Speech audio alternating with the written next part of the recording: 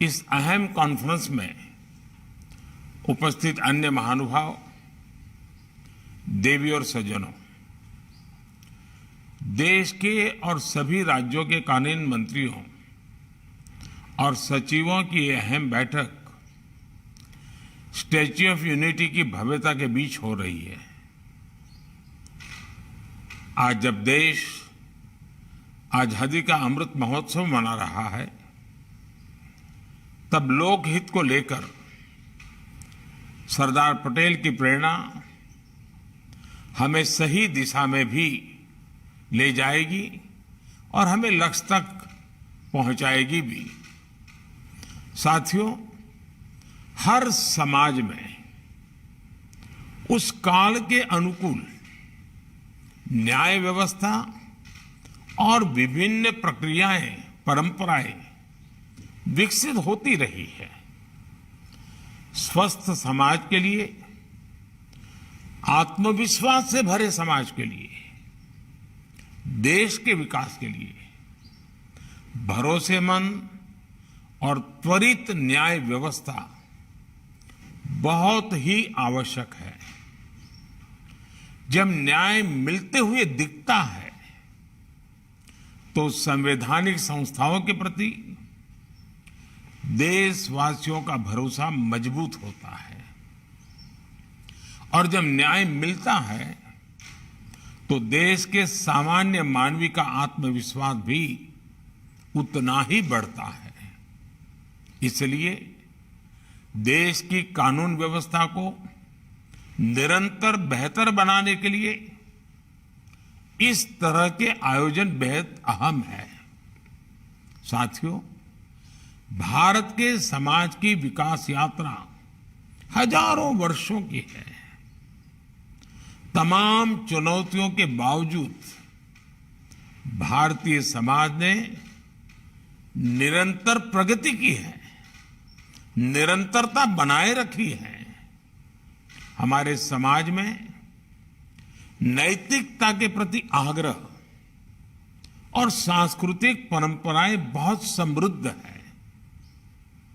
हमारे समाज की सबसे बड़ी विशेषता यह है कि वो प्रगति के पथ पर बढ़ते हुए खुद में आंतरिक सुधार भी करता चलता है। हमारा समाज अप्रासंगिक हो चुके कायदे, कानूनों, कुरीतियों, रिवाजों उसको हटा देता है, फेंक देता है। वरना हमने ये भी देखा है कि कोई भी परंपरा हो, जब वो रूढ़ी बन जाती है तो समाज पर वो एक बोझ बन जाती है और समाज इस बोझ के तले दब जाता है। इसलिए हर व्यवस्था में निरंतर सुधार एक अपरिहार्य आवश्यकता होती है। आपने सुना होगा, मैं अक्सर कहता हूं कि देश के लोगों को सरकार का अभाव भी नहीं लगना चाहिए और देश के लोगों को सरकार का दबाव भी महसूस नहीं होना चाहिए। सरकार का दबाव जिन भी बात से बनता है उसमें अनावश्यक कानूनों की भी बहुत बड़ी भूमिका रही है। बीते 8 वर्षों में भारत के नागरिकों से सरकार का दबाव हटाने पर हमारा विशेष जोर रहा है। आप भी जानते हैं कि देश ने 1,500 से ज्यादा पुराने और अप्रासंगिक कानूनों को रद्द कर दिया है। इनमें से अनेक कानून तो गुलामी के समय से चले आ रहे हैं। इनोवेशन और ईज ऑफ लिविंग के रास्ते से कानूनी अड़चनों को हटाने के लिए 32,000 से ज्यादा कंप्लायंसेस भी कम किए गए हैं। ये बदलाव जनता की सुविधा के लिए है और समय के हिसाब से भी बहुत जरूरी है। हम जानते हैं कि गुलामी के समय के कई पुराने कानून अब भी राज्यों में भी चल रहे हैं। आजादी के इस अमृत काल में गुलामी के समय से चली आ रहे कानूनों को समाप्त करके नए कानून आज की तारीख के हिसाब से बनाए जाना जरूरी है। मेरा आपसे आग्रह है कि इस कॉन्फ्रेंस में इस तरह के कानूनों की समाप्ति का रास्ता बनाने पर जरूर विचार होना चाहिए। इसके अलावा राज्यों के जो मौजूदा कानून है उनकी समीक्षा भी बहुत मददगार साबित होगी। इस समीक्षा के फोकस में ईज ऑफ लिविंग भी हो और ईज ऑफ जस्टिस भी हो। साथियों, न्याय में देरी एक ऐसा विषय है जो भारत के नागरिकों की सबसे बड़ी चुनौतियों में से एक है। हमारी न्यायपालिकाएं इस दिशा में काफी गंभीरता से काम कर रही है।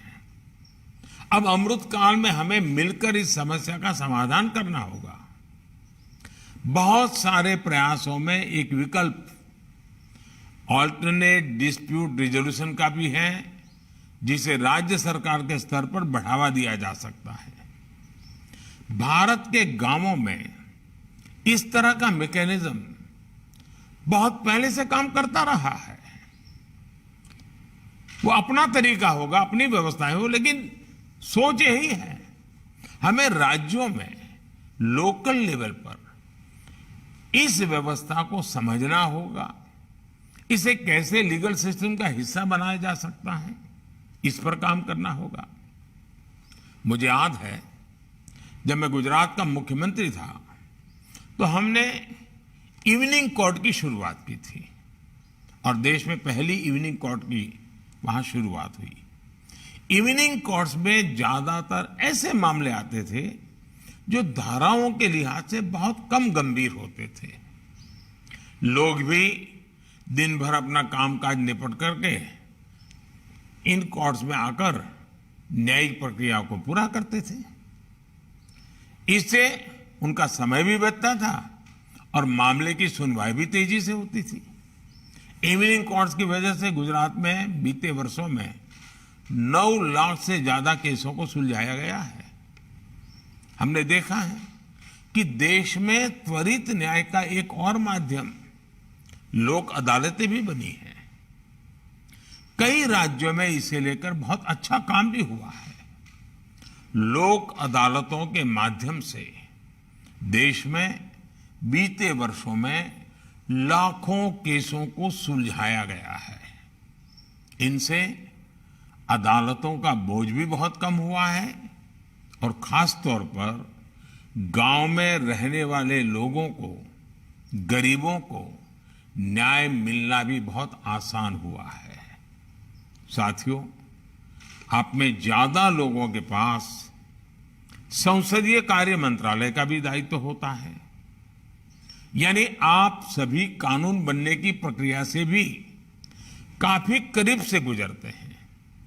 मकसद कितना ही अच्छा हो, लेकिन अगर कानून में ही भ्रम होगा, स्पष्टता का अभाव होगा, तो इसका बहुत बड़ा खामियाजा भविष्य में सामान्य नागरिकों को उठाना पड़ता है।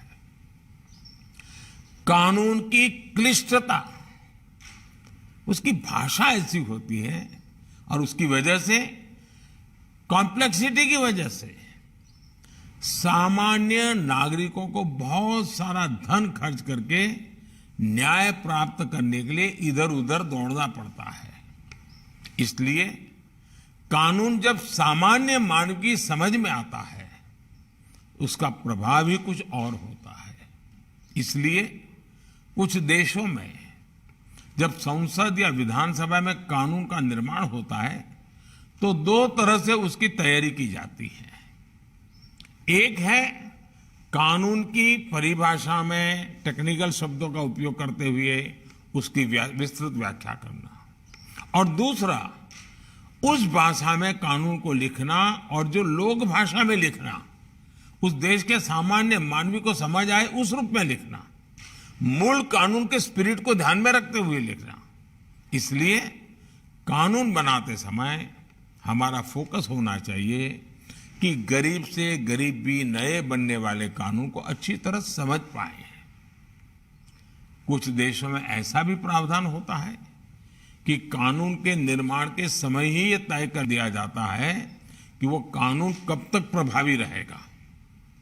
यानी एक तरह से कानून के निर्माण के समय ही उसकी उम्र, उसके एक्सपायरी डेट तय कर दी जाती है। कानून 5 साल के लिए है, ये कानून 10 साल के लिए है, तय कर लिया जाता है। जब वो तारीख आती है तो उस कानून की नई परिस्थितियों में फिर से समीक्षा होती है।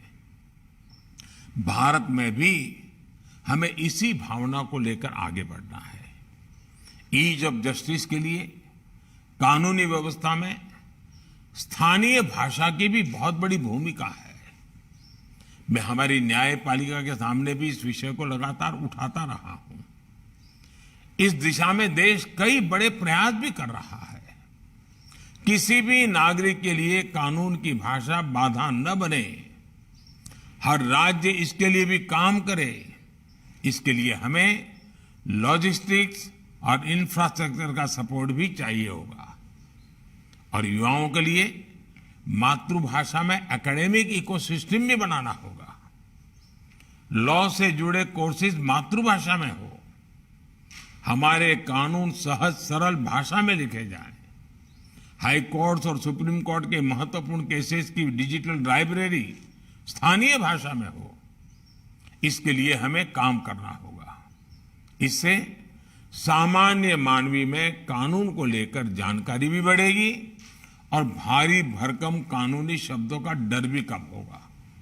साथियों, जब न्याय व्यवस्था समाज के साथ साथ विस्तार लेती है, आधुनिकता को अंगीकार करने की स्वाभाविक प्रवृत्ति उसमें होती ही है, तो समाज में जो बदलाव आते हैं वो न्याय व्यवस्था में भी दिखते हैं। टेक्नोलॉजी किस तरह से आज न्याय व्यवस्था का भी अभिन्न अंग बन गई है, इसे हमने कोरोना काल में भी देखा है। आज देश में ई कोर्ट्स मिशन तेजी से आगे बढ़ रहा है। वर्चुअल हियरिंग और वर्चुअल पेशी जैसी व्यवस्थाएं अब हमारे लीगल सिस्टम का हिस्सा बन रही है। इसके अलावा केस की ई फाइलिंग को भी बढ़ावा दिया जा रहा है। अब देश में 5G के आने से इन व्यवस्थाओं में और भी तेजी आएगी और बहुत बड़े बदलाव इसके कारण अंतर्निहित है, होने ही वाले हैं।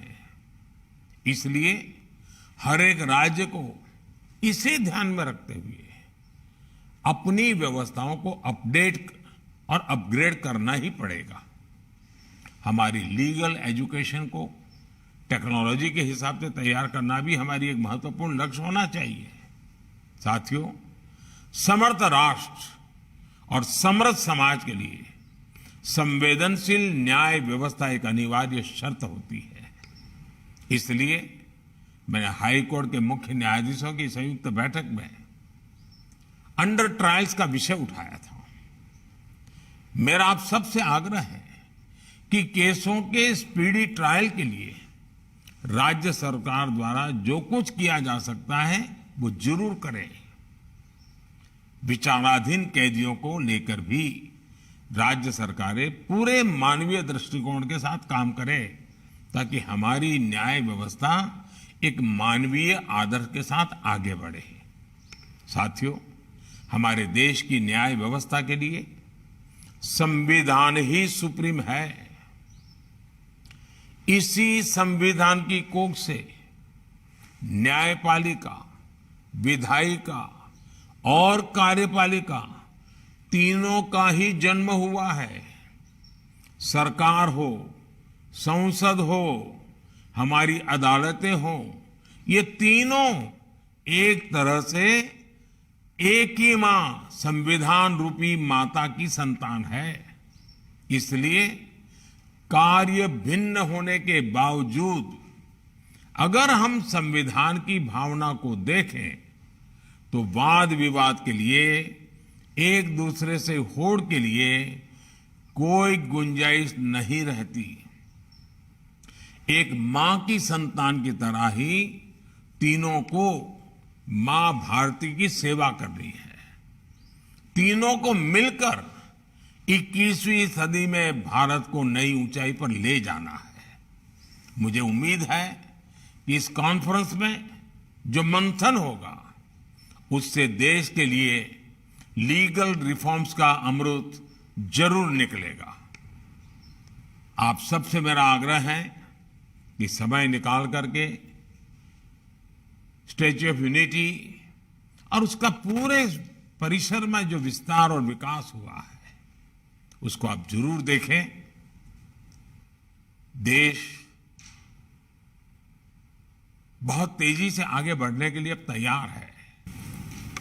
आपके पास जो भी जिम्मेवारी है उसको आप बखूबी निभाएं, यही मेरी आपको शुभकामनाएं हैं। बहुत बहुत धन्यवाद।